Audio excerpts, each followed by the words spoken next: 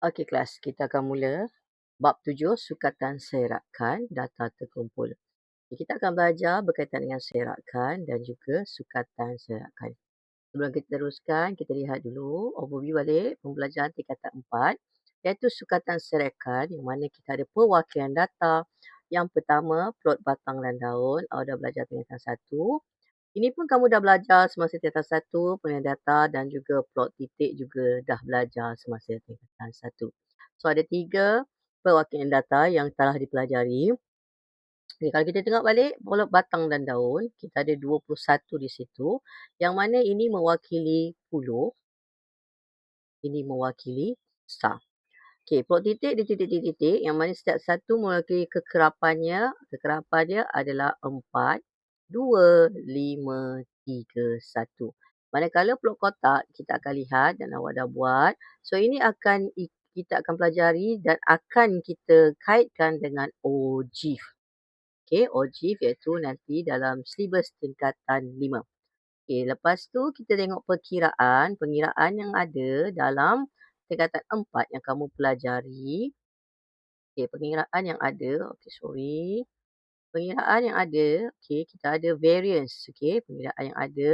Kita cek variance dan juga sisihan piawai. Okey, kat situ ada nota sedikit.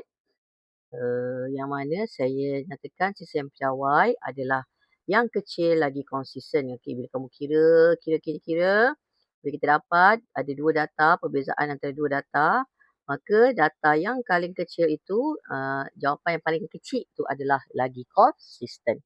Okey, so ada juga julat di situ, yang mana julat adalah nilai cerapan terbesar, nilai cerapan terkecil. Maksudnya nombor terbesar, contohnya data paling besar 65, data paling kecil 10. So kita tolakkan saja. So dia punya julat adalah 55. Sama juga kuartil pertama, kuartil kedua kita dah belajar ada satu data. And then saya dah pernah nyatakan bahawa kuartil kedua adalah median. Okey. So ingat sisihan yang kecil, maksudnya sisihan piawai yang kecil adalah lebih konsisten. So formula ni pun kamu dah buat masa form 4. So kita teruskan dengan tingkatan 5 punya, kita overview data terkumpul serakan data terkumpul. Okey.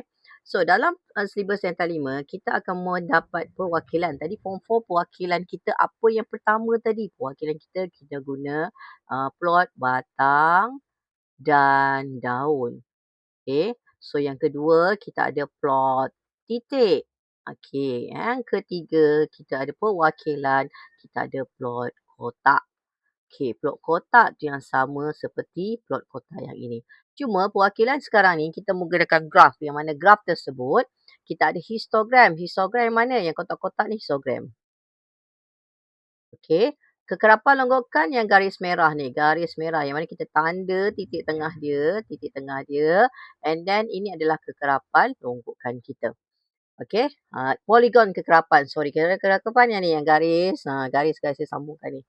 Okey. Garis lurus yang disambungkan ni. Manakala ogive adalah kekerapan longgokan yang mana bentuk dia seperti menaik bukit. So nanti kita akan jumpa bagaimana kita buat graf untuk kekerapan longgokan untuk ogive. Yang mana ogive ni saya dah cakap tadi, ia ada berkaitan dengan plot titik. Yang mana plot titik tu akan berkaitan dengan Q1 kita, kuartil pertama, kuartil kedua. Okey, dan juga median. Okey, median kita. So kita akan lihat. Jadi kita tengok pula sukatan serihat sama juga, kita akan gunakan yang sama julat. Yang sebelum ni kita guna perkataan cerapan. Sekarang dia guna titik tengah. Titik tengah maksudnya kita ada 12 hingga 20 contohnya. So titik tengah dia adalah 12 tambah 20 bahagi 2. Maka jawapan dia kita dapat 32 bahagi 2. Maka titik tengah kita akan dapat 16. Okey. So 16 tu adalah titik tengah. Jadi titik tengah 16 mungkin tolak dengan titik tengah yang ni paling tinggi, mungkin paling rendah. Okey, ni mungkin paling rendah. Ni terendah ni rendah. So mungkin paling tinggi adalah titik tengah kita 56. So kita tolakkanlah 56 tolak 16. So perbezaan dia julat adalah 40 tu contohnya lah. Okey, so kita ada julat kuartil sama juga yang mana kita akan lihat pada kita punya OGIF tadi, graf kita tadi. And then we have percentile. Percentile ni lebih pada peratus. Mungkin dia akan bagi data yang ke-50. Okay, dia tanya. And then data ke-33. So, dia tanya. So, kita akan lihat nanti. Okay. Variance sama kita dah belajar tentang 4 dan juga sisihan piawai kita tahu apabila kita mencari variance maka punca kuasakan variance adalah sisihan piawai.